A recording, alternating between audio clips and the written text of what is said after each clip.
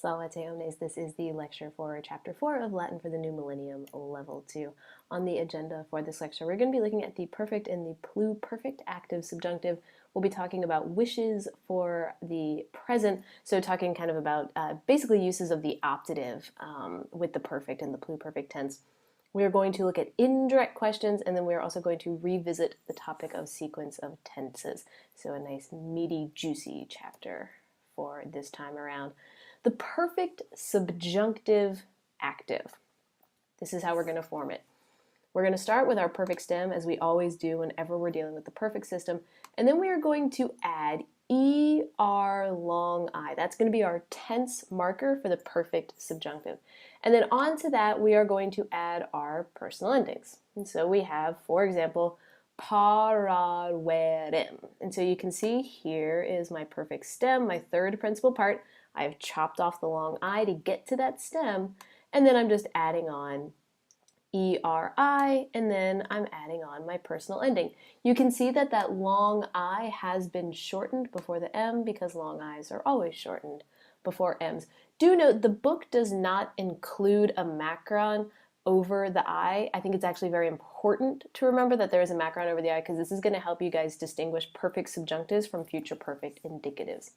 Looking at the rest of the paradigm, paraveris, paraveret, paraverimus, paraveritus, paraverent. Also note here that that I is going to stick around, so it's not going to switch to a U. We know that sometimes Latin doesn't really like to have I's before NT. In this case, for the perfect subjunctive, it will stay. Perfect subjunctive of the verb sum esse. We're going to do the exact same thing. We're going to take that third principal part, which we know is F-U-I, so fui, chop off the I, and then we just add our endings again. Fuerem, fueris, fueret, fuerimus, fueritis, fuerent.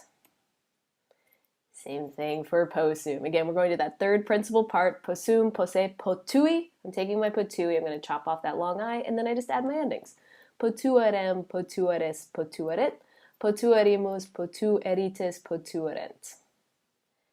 And that's the perfect subjunctive. So here's what you need to keep in mind with the perfect subjunctive is the places where it is going to overlap with a future perfect indicative. The place where the overlap is going to occur is only in the third person singular and the third person plural. And this is largely because you've got that long I, which is going to shorten before the NT. So you can see here, laudaverent, laudaverent, but otherwise you do have a long I running throughout the paradigm, or you have the letter M coming on the first person singular. The pluperfect subjunctive active, this one's going to be a little bit different. We're still dealing with our perfect system, perfect stem because we're in the perfect system. What you're going to tack on to that perfect stem is ISS long E, and then you're going to add your personal endings. That would give you laudavisem. So again, here's my perfect stem. I'm adding on ISSE, and then I'm adding on my personal endings. If it makes it easier to remember, this is the same as taking the perfect infinitive and adding the ending. So remember that the perfect infinitive of this verb would be laudavise. So laudavise, and then I'm adding on my personal endings. In this regard, there's that correlation then between the imperfect subjunctive and the pluperfect subjunctive. So the imperfect subjunctive was the infinitive plus the personal endings. The pluperfect subjunctive is the same thing. It's an infinitive. We're just now taking the perfect infinitive and adding the personal endings. And as we see when we start talking about sequence of tenses, looking at some other charts and graphs, the pluperfect and the imperfect are kind of friends. They usually exist on that same line when we're talking about actions and sequencing. So it's part of the reason why they're going to be formed in the same way. Pluperfect subjunctive of the verb sum esse, same thing that we did with the perfect. Again, we're taking that perfect stem, fui, and then I'm adding my ise, and then I'm adding my personal endings. Again, you can think of this as the perfect infinitive, which is fuisse plus the endings. And as you might have guessed, we're going to do the exact same thing for possum. Potui plus the ise plus the personal endings, or again, you can think of it as potuisse plus the personal endings. All right, that's the perfect and the pluperfect subjunctive. Done. Okay. So let's return now to uses of the subjunctive that we already know. We've learned the optative, the volative, and then purpose clauses. Now that we have new tenses of the subjunctive, we're going to refine a little bit some of the things we've learned already. We're going to start with looking back again at the optative. We previously had only been using the present subjunctive in the optative. And this was going to be used for a wish for the future, right? If only I may hear that voice.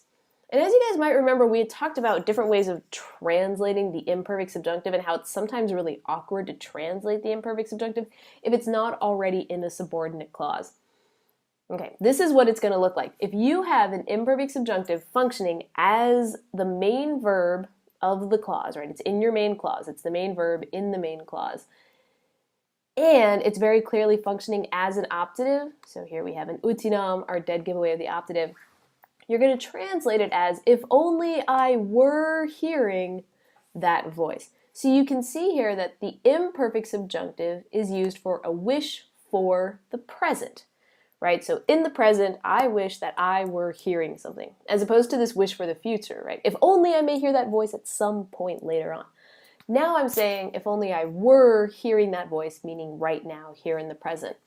We also can now have a wish for the past. If only I had heard that voice back then, and then everything would have been great, but I didn't hear it. In that situation, you're going to use the pluperfect subjunctive. So note, no perfect subjunctive showing up in the optative. We only see the present, the imperfect, and the pluperfect when we have optative subjunctives. Okay. Another new use of the subjunctive for this chapter, these are going to be indirect questions. I will warn you now. Indirect questions are easy in theory. They are very tricky to find when they are out in the wild. Because it's one of those things where the words that trigger an indirect question are less obvious than other things, like an ut plus a subjunctive. All right, so an indirect question, it is a subordinate clause. It reports a question indirectly, as you might imagine. It's going to be introduced by an interrogative, and we'll talk about some examples of interrogatives. And, as you might expect, indirect questions contain a subjunctive verb. So, an example, quid Gaius facit? This is a direct question. What is Gaius doing? Here's my interrogative, what, right? Here's my main noun, my subject, and then I've got my main verb in the indicative. Now let's make it an indirect question. They ask what Gaius is doing. Now, what had been a direct question has become an indirect question. I have a verb of asking. It's going to be followed by my interrogative, and then there is my subjunctive. They ask what Gaius is doing. Nescio cur venias? I don't know why you are coming. This is an indirect question. So cur here introduces the indirect question. This is an interrogative. I don't know why you are coming. Video quanta pericula sent.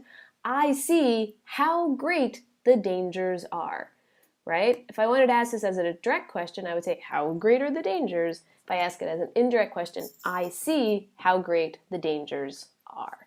So again, quanta, that's my interrogative. It introduces, kind of really starts off the indirect question, and I have my subjunctive verb sent. Okay, another example, and this is from the passage at the beginning of the chapter. Tuncastes intellexerant quanta esset clades. Then the enemy realized how great the disaster was. How great was the disaster? That's the direct question. This is an indirect question, because the enemy realized how great the disaster was.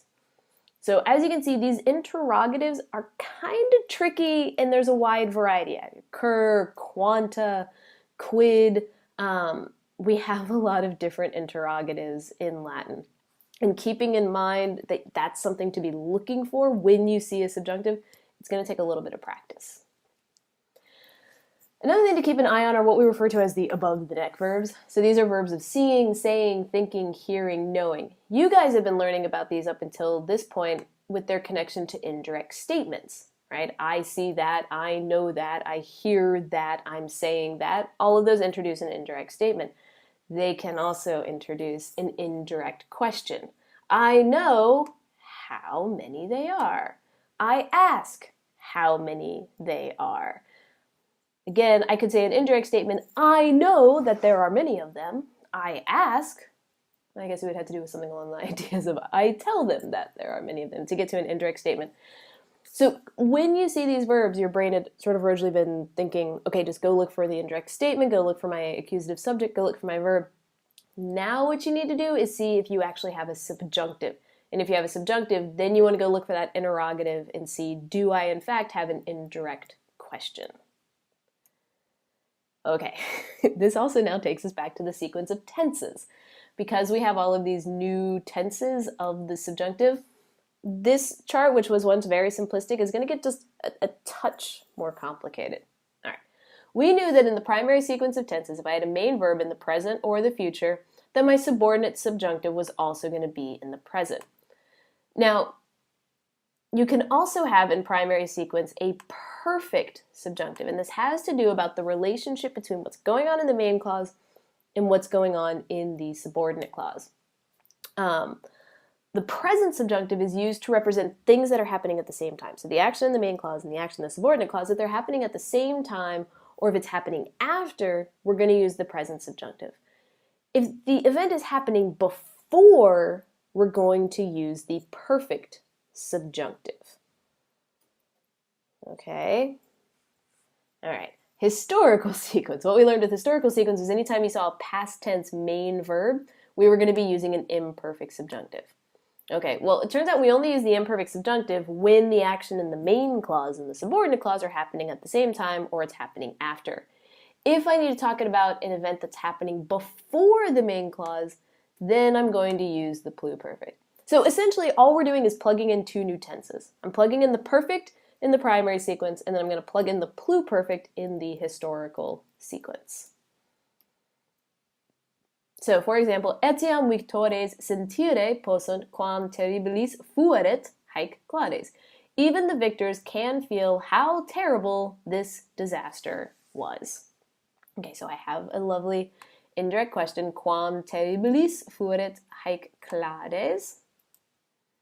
I'm in primary sequence. Okay, I can tell that because my main verb is in the present tense. But I'm talking about a past action. So even the victors currently now can feel how terrible this disaster was in the past, right? So this subordinate clause is happening. It's representing an action that happened before the main verb. For that reason, I'm going to be using a perfect subjunctive. Because again, the perfect subjunctive is going to represent time before. Okay, here's another example. Let's say I'm in primary sequence, but I want to represent something happening at the same time. Here's my present subjunctive. Even the victors can feel how terrible this disaster is right now, at the current time, at the same time. So again, how terrible the disaster was, past tense, perfect subjunctive. How terrible this disaster is, same time, present subjunctive. Let's look at the examples in secondary sequence. So secondary sequence, something happening at the same time. Again, I'm in secondary historical sequence because I have a perfect tense main verb. And hey, look, here's my imperfect subjunctive, just like we learned. Then the enemy realized, in the past, how great the danger was at the same time, in the past. But let's say I want to talk about time before. Still using a perfect main verb, now I'm switching to a pluperfect subjunctive. Then the enemy realized how great the disaster had been. So this is the disaster happening before the realization, right? So in order to represent time before, I'm using that pluperfect subjunctive. All right. So that's the sequence of tenses. Again, all we're really doing is just taking the perfect and the pluperfect, plugging it into that chart that you've already learned, but you'll want to keep it in mind a little bit when you are translating your sentences to make sure that the action is rightly captured in the way that you're translating those tenses. All right, guys, walete.